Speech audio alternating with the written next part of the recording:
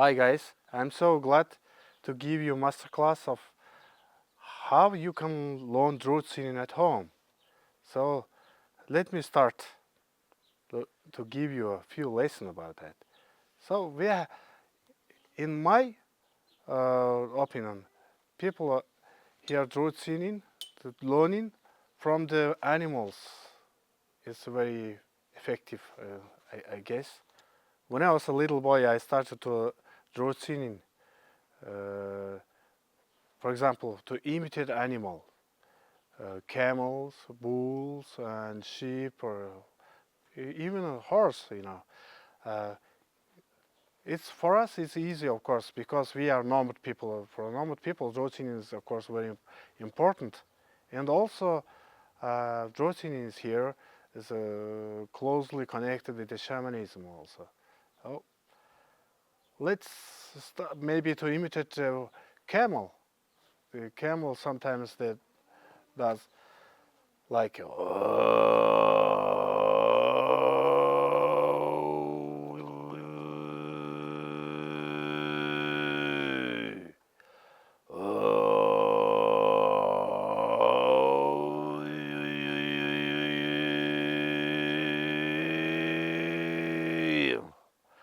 like, of course, it's hard for you to understand how I can press here, and so I have to explain a little bit.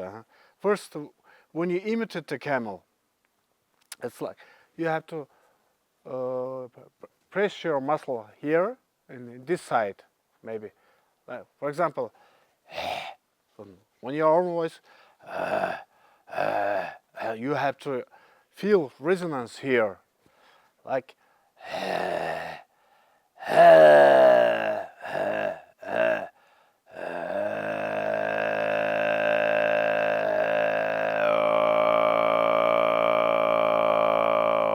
What sound? This sound is very important. Actually, this style of singing we call here harigira or hariga. This is the lower frequency of drought singing.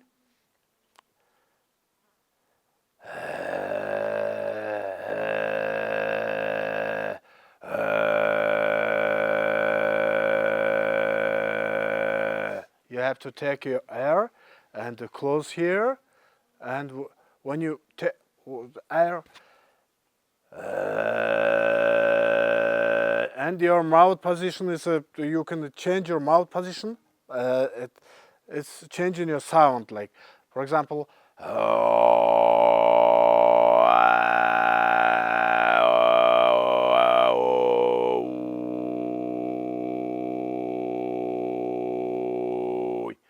it's just your mouth acoustic.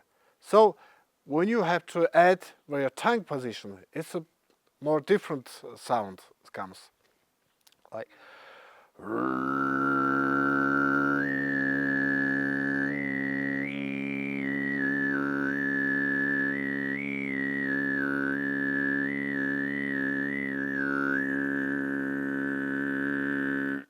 Okay, your tongue position is behind your teeth, like a little bit, like, yeah, this way. I show you. There are mostly two levels of frequency of drought singing. One is the high one, the other one is a lower style of drought singing. So it's for beginning.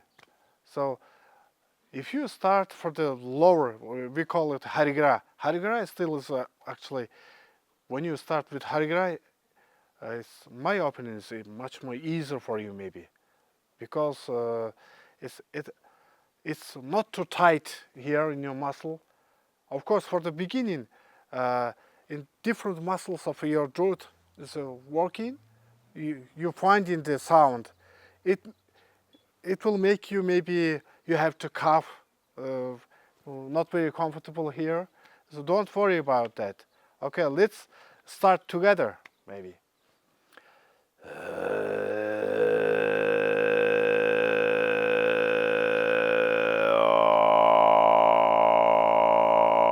What is the resonance you have to feel here?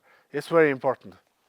Okay, maybe for young people to imitate the animals and camel, bull, it's maybe hard for you because you are not grew up in this like a nomad people. So maybe for my opinion, when I was taught throat singing in Indiana University, I think 2002. So I have many students, among them, especially the young musicians were there.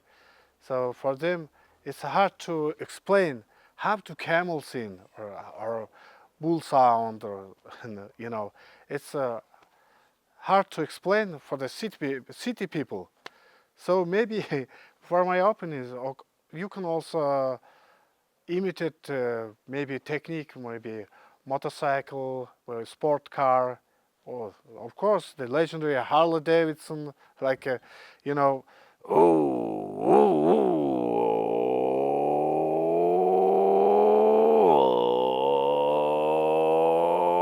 well, like this kind of exercise is helpful for you, I guess. Of course, we did when we were in America, we did some experimental music. One of them is we did some throat singing with a trombone player.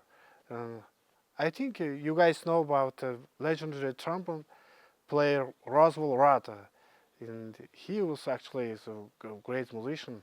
And we did together some music, and even we likely we performed at the Carnegie Hall, and we traveled all in America.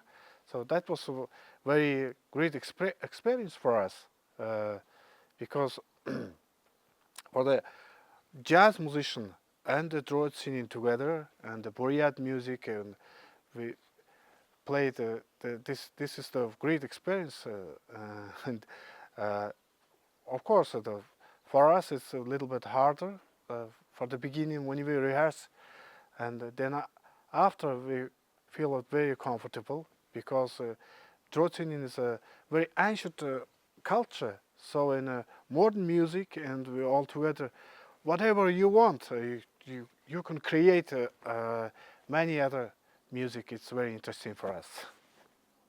Okay, the other style of the throat singing is we call it shahai in Mongolian. Also, we can call it home. Home, it's you have to sing in two notes. It's all, at the same time you have to sing in. For example, on the basic, you have to sing like this is the basic sound, right? One note.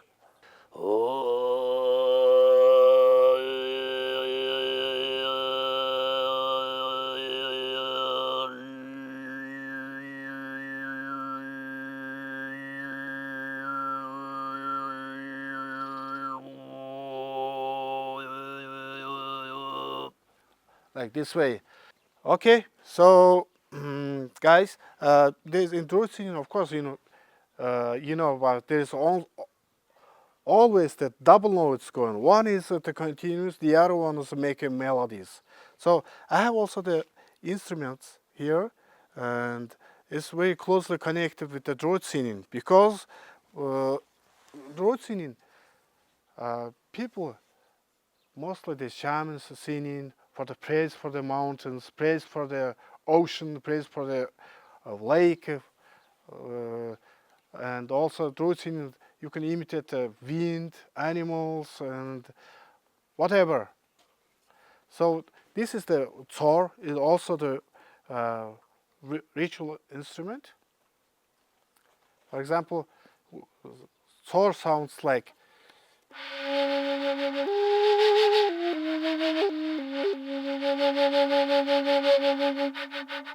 Small, like a wind, you can hear it.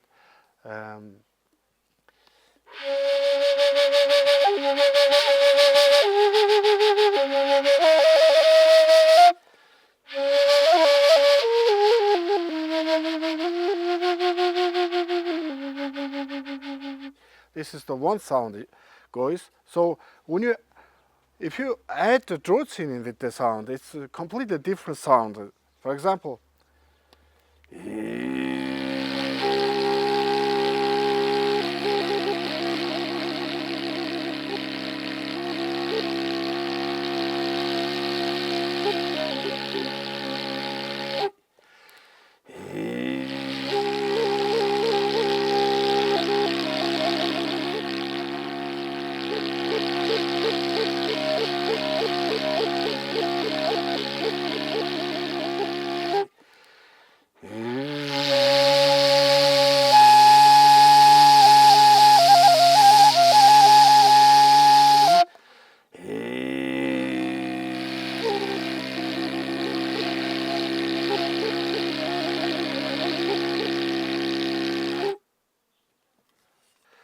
Okay, this is we call it hummus and mouth harp, jaw harp, different names of this instrument. And in many countries, this instrument, they call it. It's also,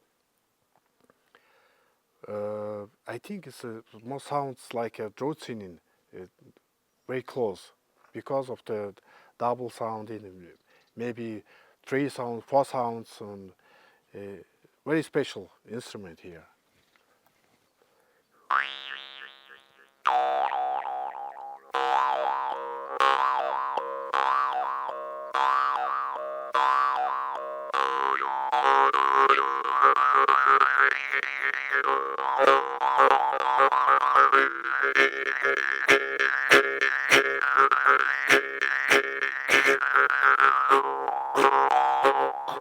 Also, you have to use your throat singing here, and with your mouth acoustic, if you have to change, the sound changes, and very special for when you're singing and playing jaw harp at the same time. For example.